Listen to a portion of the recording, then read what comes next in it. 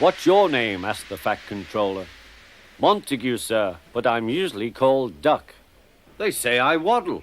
"I don't really, sir, but I like Duck better than Montague." "Good. Duck it shall be." Hello and welcome to this episode of Trash to Track. In this episode we're going to be looking at this Hornby Thomas & Friends duck loco. As you can see, the front coupling is quite badly bent forward when the plastic has warped. The side rod is bent and the traction tyres are missing. There's also an awful lot of fibres and hair wrapped around the gears and coupling rods. We're going to give it a quick test now on the track with the battery to see if there's any life in the motor. Applying the power to the track, duck doesn't want to appear to move at all, not even after jolting it round.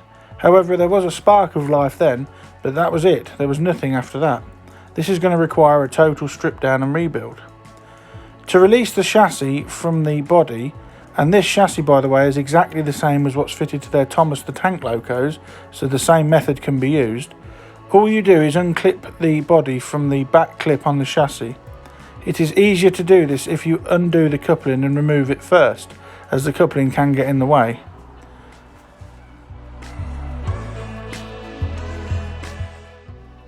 As is usual with these rebuilds, ensure we've got a plastic tub to keep all the parts in so we don't lose any bits along the way.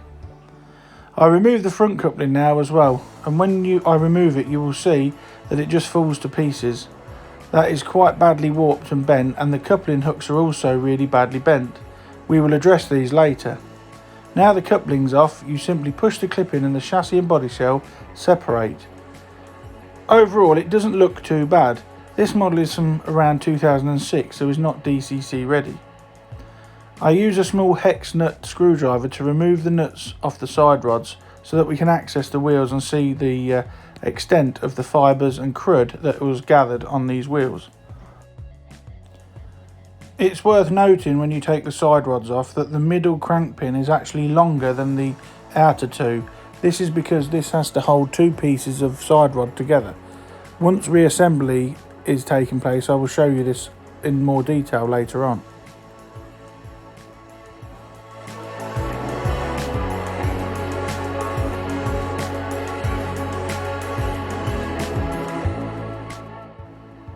Now that we've removed all the crank pins and side rods, you can see there is quite a lot of hair that's been wrapped around these. This will all need a thorough clean later on. Now I'm going to put them all in the plastic tub again so we don't lose any pieces, and then remove the 4 screws that hold the chassis base plate on to release the base plate and the wheels, and then we can start on this cleanup of this model. The base plate has got 4 screws in it, as I said, 2 towards the centre and 1 each on the outer ends. All 4 will need removing to remove the base plate and allow the wheels to drop free.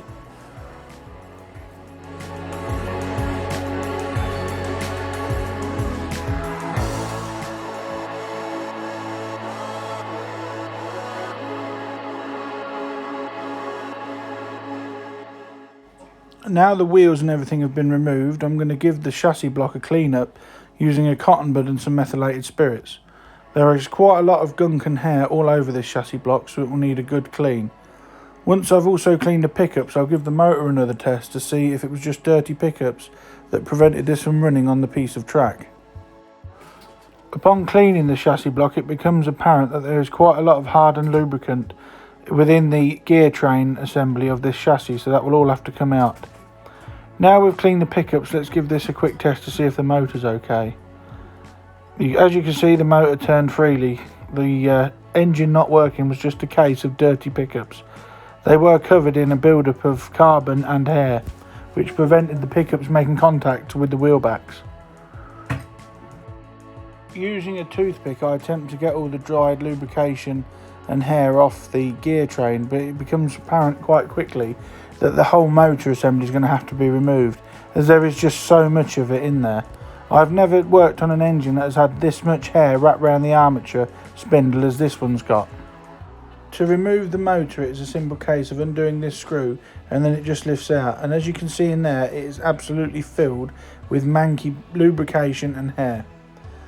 I attempt to clean it out with my usual method of methylated spirits and cotton buds, and also try and pick it out with these long thin nosed tweezers, but nothing works, and I'm going to have to resort to taking the actual motor out of its cradle.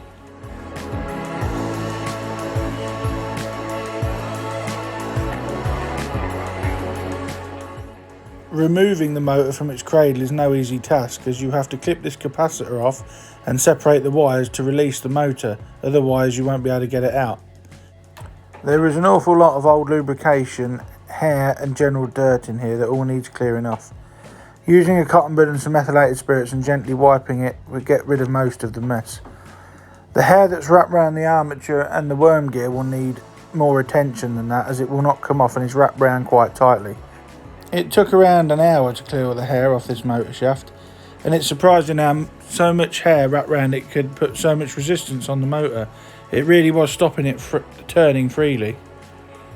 Now that's all removed, we're going to have to put it back together, and I'm going to rewire this completely. I'm going to remove the capacitor, as in my opinion they're not needed, as they don't seem to affect the running capabilities or qualities of this model.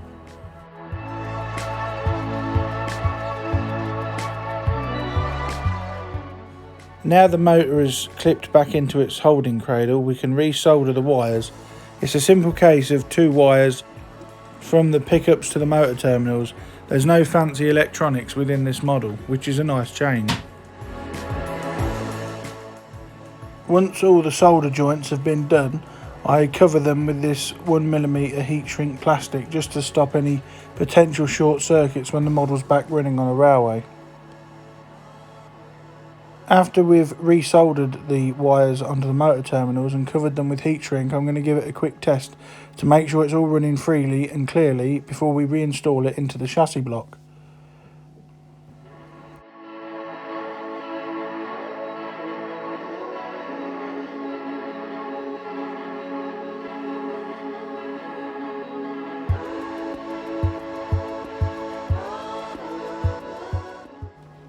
Now that the soldering's complete, I'm going to test the motor with a couple of wires, and it spins freely and everything is okay, which proves the wiring is correct as well.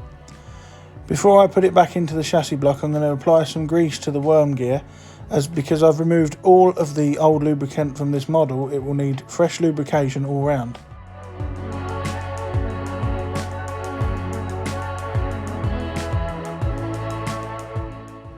To reattach the motor cradle to the chassis block, you first have to put the 2 plastic lugs in at the back, and then the front with the worm gear just slots into place.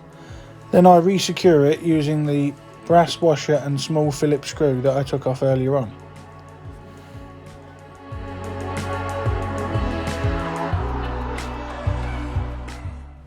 Now that the motor has been reattached to the chassis block, it was time to start cleaning the wheels.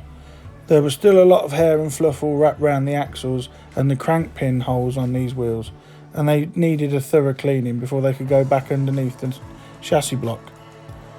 Here you can see a close-up of just how much hair had been wrapped around where the crank pin nut had gone, and there's also a lot of fluff and dirt on the axles themselves. This model is driven by its middle wheel only, and it was missing its traction tyres, so looking through my spares box I managed to find 2 of the correct size and refit them. Without them, this would have hampered the model's performance greatly, as it would not have had much traction and the grooves in the wheels would have slid around the rail tops, giving uneven and bad performance.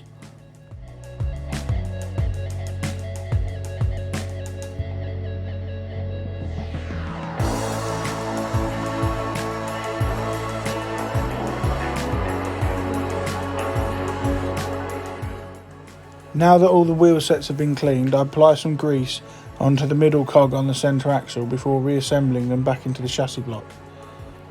Even now, after thorough cleaning, I'm still finding the odd stray hair that is stuck to the wheel axle. It is handy that these later Hornby models sit on brass bearings, as it does increase the durability of the wheels and chassis block somewhat, although the rear wheel doesn't have one. This is just sprung to aid pickup. I also add a slight drop of oil onto each axle just to aid in lubrication, as this chassis block is entirely dry now after I've given it such a thorough clean.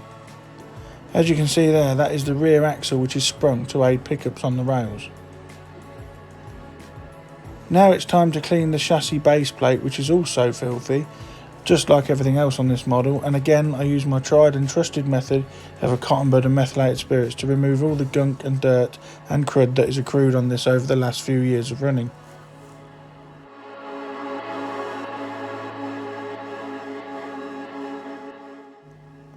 Now it's all clean, I've put the wheels in, and then I'm going to screw the chassis base plate back into position with the 4 screws that we removed earlier. It's advisable to put the screws in and just tighten each one lightly until they're all in place, and then go round and do a final tighten once they're all in place, just so that you don't trap anything, and so that the pickups at the top of the wheels don't spring out anywhere and then you damage them by pushing the wheels against them. Now this chassis is back together, I'm going to give it a quick test while it stood on the bench. Because it's driven by the centre wheel only and the centre wheel is slightly smaller, I can do this using 2 wires and the wheel will spin without actually making the model move. The other wheels on this are driven by the side connecting rods once they're all in place. I am happy with the performance of this model now, and it's picking up nicely from every wheel. That just goes to show how much that dirt was stopping the electrical current going through. Now it's time to look at the connecting rods and give these a bit of a clean up. As you can see there, that damaged one is quite badly bent. I did look at replacing these with new ones, but they are quite costly really, and as this model was being restored for a friend of mine, I didn't want to push the price up too high. First off, I give these a quick wipe with a dry cloth just to remove the fluff and hair off each one and shine them up a little bit. After they've been cleaned, I'm going to try and straighten the side rod in a very small vise I have that has got smooth metal jaws.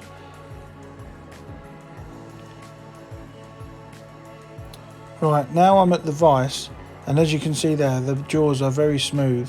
I'm going to hold the side rod with these long nose pliers and then clamp it up very gently, but also I'm going to go quite tight with this to attempt to straighten this side rod out. By applying pressure slowly but firmly and then releasing it slowly, I'm hoping that this has straightened this metal part out. It comes out really nicely, but there's still a slight kink in it, so I'll give it a quick tap with this pin hammer, and then afterwards I'll give it another final clamp in the vise, but I will put it in the opposite way around so that any high spots are flattened out completely, and we'll see what the outcome looks like. I am happy with this, as it has saved me buying another separate spare part.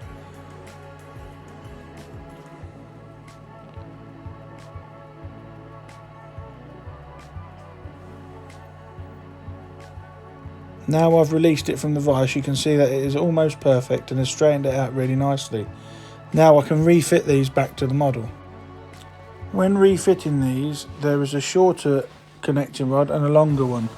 The longer one overlaps the shorter one, and then if you also notice that the crank pin, the middle crank pin is longer than the outside ones, as it takes into account that it goes through double the thickness. I re-tighten these up with a small hex screwdriver, and then we should be good to go with a proper test.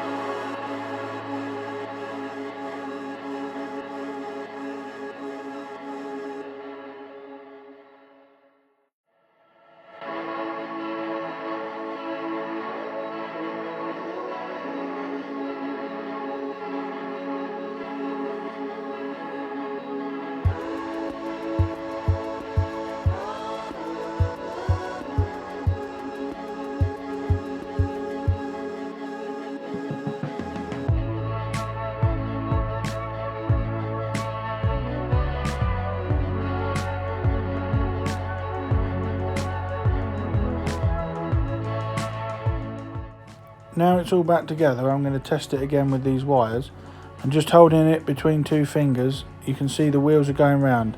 This proves that everything's now working nicely and there are no tight spots with the connecting rods. Now I'm going to have a look at Duck's body. There's not much cosmetically wrong with this other than a dust, so I'm going to give it a good dust over with a stiff makeup brush, and I'm also going to replace his missing copper cap chimney. Every Great Western engine should have a copper cap chimney, and Duck looks like he's missing his, but everything else, the buffers, etc., all seem to be present, and his face is firmly secured. I managed to obtain a new copper cap chimney as a spare part, and I'm going to fix it in place by decanting a small amount of super glue onto this paper and running a bead of super glue around the inside of it using a cocktail stick. Once I've done this, I'm going to push it down firmly onto the chimney top so it's in place. You don't need much super glue at all, as the last thing you want is it squeegeeing out from underneath and ruining the model. Now he really does look complete. Now we're going to look at his couplings, and as we saw at the start of this video, the couplings were quite badly damaged and one of them was bent quite badly. I'm going to attempt to rectify this, as I do not have any of this type of couplings in my spares box, and again I didn't want to buy brand new ones and push the cost up for my friend whose loco this is. Both coupling hooks are very badly bent, and I'm going to straighten these using the same vice technique as I did earlier on. Once I've done it, you can see they come out lovely and straight and look like new. Now, to rectify the front coupling, which has got that really bad plastic droop, I'm going to submerge it in some freshly boiled water. If you attempt this at home, be extremely careful, as this water is boiling hot. The back coupling is nice and straight and doesn't need any work. Whilst the front coupling is in the boiling water, I manipulate the plastic with the long nose pliers, and after a couple of minutes get it out of the water and put it on some blotting paper, and again using the pliers I manipulate the plastic until I'm happy that it's straight. Now, leaving it to cool, the coupling retains its nice new straight shape and that can be reunited with its coupling hooks. I'm pleased we've managed to rectify this, as I was unsure whether that method would work or not, and I was hoping I wasn't going to have to buy some new ones, which in this case I didn't have to. I now refit the coupling hooks, and then once that's done I'm going to screw these back to the chassis, and then we can reunite the chassis and body, and we're almost done with this rebuild. One thing I will say while I'm doing this bit is that the Thomas & Friends range from Hornby has been discontinued, but Bachmann have introduced their US range to the UK market, which is more like the ones off the television series, and you can get them from your local model shop or readily available online. I refit the couplings to the chassis block using the last two screws that are in the tub, and then we'll reunite the body to the chassis.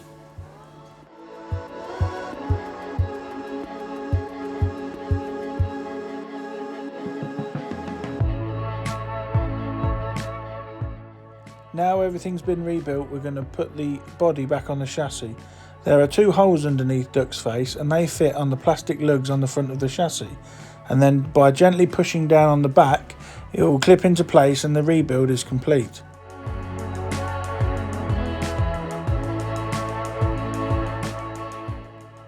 Now that the rebuild is complete, the last job is to clean the wheels thoroughly, and using a loco cradle I place Duck in it upside down, and using the wires from a 12-volt controller I make the wheels go round whilst cleaning them with a fiberglass pencil.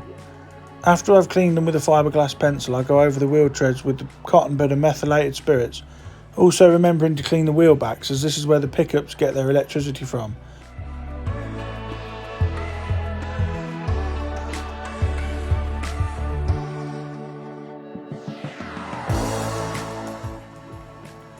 Right, now I've cleaned the wheels, and as you can see it's running nicely. Let's remind ourselves of what we started with. Not much really cosmetically wrong with this model apart from the missing chimney cap and the droopy front coupling. 90% of the work has gone on inside this model, which has had a thorough rebuild from the ground up.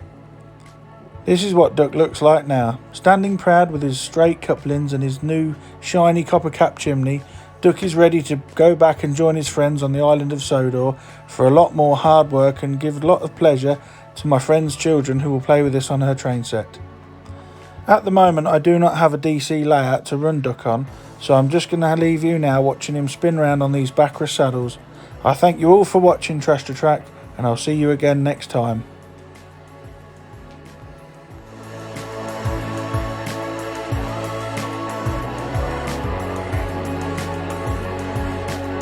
After Percy went away, Duck was left to manage alone.